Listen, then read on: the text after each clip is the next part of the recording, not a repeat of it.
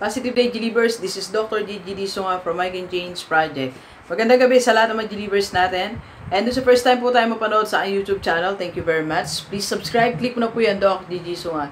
And doon sa mga pauwi po ng mga OFW na mga Gilibers, kung malapit din kayo dito sa Bataan, Pampanga kayo, pwede po tayo mag-meet if you want, doon sa mga nagre-request. Kasi may mga gusto daw po tayong ma-meet ng personal. So, open naman po tayo. Let's check kung okay po yung schedule ko, kung saan tayo pwede magkita para magkakwentuhan po tayo at makapagbigay pa rin tayo ng mga advice and inspiration. Okay, and if you need career coach, research advisor, and speaker for seminars for students, teachers, parents, and companies team building, just call me 0939-5254-311. Alright, so paano ba maiiwasan ang pagbagsak ng isang negosyo?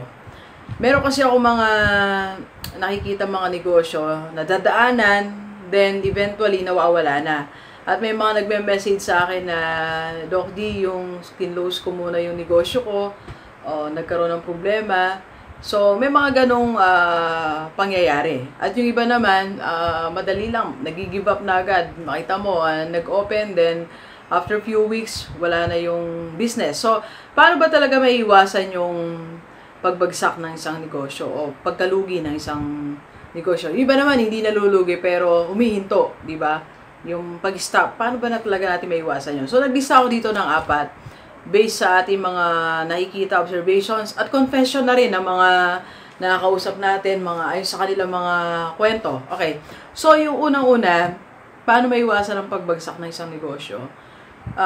During the starting period, dapat nakatutok ka bilang may-ari. Okay? Alam ko, minsan yung mga businessman, businesswomen, maraming mga assistant dyan, di ba?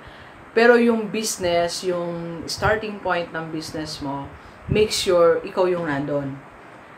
Dapat alam mo yung back and front ng yung negosyo, in and out. So, alam mo yung nandun ka since before day one, and the succeeding days or weeks ng operation. Okay? So, malaga nung nandun ang may-ari para nakikita mo yung problem, ano ba yung dapat mong idagdag, di ba? At syempre, iba yung, let's face it, no? Kahit gaano ka, you know, yung kapartner mo o kaya yung tauhan mo, gaano ka bait yan, iba pa din yung malasakit na may-ari. Di ba? So, kung ikaw ay may-ari, nandun ka, iba yung tingin mo. Iba yung pananaw mo sa on top of everything. Diba? Minsan sila, eto yung tinitingnan nila, pero pag ikaw may-ari, yung kabuuan, ang laki ng tingin mo. Diba? So, you can make necessary changes if you want. Okay? So, mahalaga na dapat nandun ka, especially pag starting point. O kung nakapag-start naman yung negosyo mo, so just make sure na may regular visit ka, di ba? May regular check ka sa checking ng iyong business. Okay? So, that's the first one. Pangalawa naman, paano maiwasan ang pagbagsak ng isang negosyo ay mag-adjust ng ino-offer ng service or product depende sa needs ng iyong community. I remember when I started I Can Change Project, ang unang mission ko lang, ang unang naisip ko noon, bakit ako nagkaroon ng training sa mga churches. Gusto ko mag-seminar ako sa mga young people pa nga nun. Very specific ang aking target. Mag-seminar ako sa mga youth, sa mga young people. Okay? So, until may nag-invite sa akin na isang school. So, nakita ko, ang dami palang schools na nangangailangan. Then, nag-adjust ako ng what I offer. So, nag-offer na rin ako ng mga package na pang students, pang teachers. And eventually, nagkaroon na rin tayong client sa mga taga-government agencies and now private companies. So, the last we had was San Miguel Corporation. 2 times na tayo nag-seminar sa kanila. So, make some necessary adjustment. Kahit minsan pag pinlano mo yung business mo, dapat ito lang yung offer mo. Ito lang yung product mo, ito lang yung offer mo. Pero dahil nakikita mo, there's a need, so you make an adjustment. Like yung 2 restaurant dito sa Dinolpia na vlog ko na rin. Dati, food lang sila eh.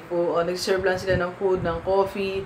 Then siguro nakita nila may mga millennials yan, may mga students na malapit sa kanila, so nag-offer na rin sila nagbanda na rin sila tuwing midday na may banda sila in the afternoons at sa gabi.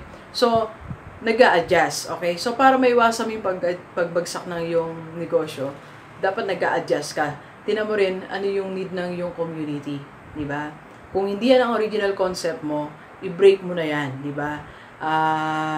Hindi naman kung paano ka nag-start, doon ka mag-e-end eh. Diba? Ang maganda, nagsimula ka lang, then eto na, dudugsungan mo na yan based sa pangailangan ng mga clients mo. Okay? So, third na paraan para hindi bumagsak ang isang negosyo ay ayusin, of course, ang finances ng negosyo. Isa siya sa anong tawag dito, matrabahong aspeto ng negosyo, pero isa naman siyang napakahalagang aspect of your business na hindi mo dapat i-neglect, yung finances, yung in and out ng yung mga expenses. So dapat nakalista yan. Di ba may mga accountant pa nga yung ibang mga business para alam mo kung gaano na nagagastos mo versus yung kinikita mo, di ba? Computation yan. So, kailangan, kung hindi mo kaya mag-compute, you can ask somebody, assistance of people na merong technical skill for that. Okay? Pero huwag kang papayag na walang isang taong tumitingin ng finances ng yung negosyo. Kasi baka mamaya, busy ka lang sa negosyo, marami nga bumibili, madami ka nga pumapasok na pera, pero ang dami rin parang lumalabas, di ba? Baka nga minsan nag-exceed tayo sa mga lumalabas na pera, okay? So, pang-apat naman na paraan o kung paano maiwasan ang pagbagsak ng isang negosyo ay as an owner of the business, you need to know the basic technical skills. Kahit yung basic lang dapat alam mo, di ba? For example, you are serving, nagbibig ka, bakery. So, at least alam mo man lang yung basic procedure, di ba?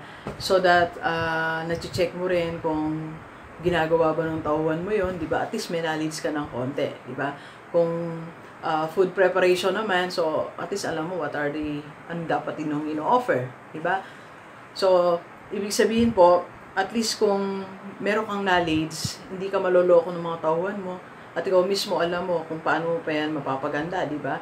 So, dahil alam mo yung skill, alam mo yung technical skill na kailangan sa yung business. Okay? So, ayan po yung 4 na paraan para maiwasan naman natin yung pagkalugi o pagkabagsak ng isang negosyo. Okay? Malaga na alam mo na agad to para pag nag-start ka, maiwasan mo na hindi ka na malulugi, hindi ka na babagsak. Okay?